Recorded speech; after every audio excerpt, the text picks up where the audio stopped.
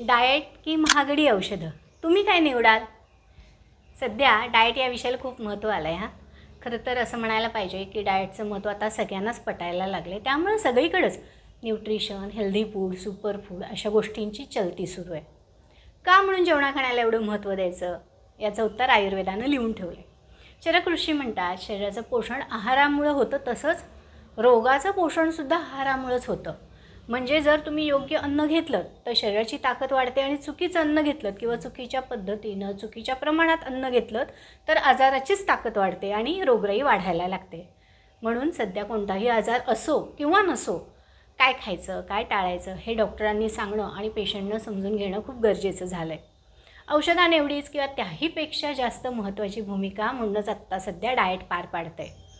कोणताही आजार आपल्याला किती त्रासदायक ठरेल किंवा काय कॉम्प्लिकेशन्स निर्माण होतील किंवा त्या आजारामुळे आपल्याला कोणत्या सिस्टीमला जास्त त्रास होईल हे प्रत्येकाच्या प्रतिकारशक्तीवर अवलंबून असतं, हे आपल्याला माहिती आहे. आणि ही प्रतिकारशक्ती चांगली मजबूत ठेवायची असेल तर आहार उत्तमच पाहिजे, ही एक गोष्ट आहे. आणि दुसरी गोष्ट, आजारपणापासून जेव्हा आपण बरे होतो त्यावेळेला परत शरीराला मनाला नॉर्मल लेवलवर येण्यासाठी, परत ताजंतवानं होण्यासाठी म्हणूनसुद्धा योग्य आहारच घ्यायला लागतो. त्यामुळेच परत आजारपण निर्माण होत नाही. म्हणूनच आयुर्वेदानुसार औषधाएवढंच आहारालासुद्धा महत्त्वाचं मानलं आहे.